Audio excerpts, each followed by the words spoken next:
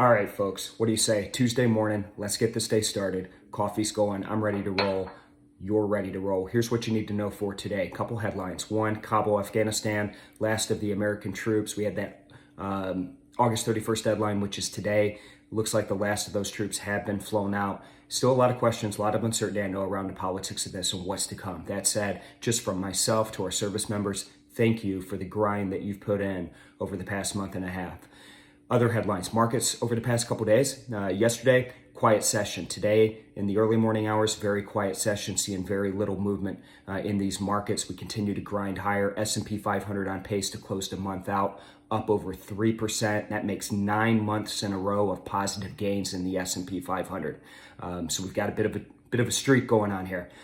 Other markets seeing that dollar weakness yet again this morning. We're seeing weakness in oil this morning. Big jobs report due out on Friday. Everybody awaiting that number. Very little in between now and then. Now, we did have some Eurozone inflation data out this morning showing a bit of a higher bump in inflation, which is key leading into that European Central Bank meeting next week, just like the Fed. So let's get in there. It's Tuesday. Let's keep this month going. Or let's finish this month. Let's keep this week going. Let's grind it out. Let's have a great day today. And I'll check in with you folks again tomorrow.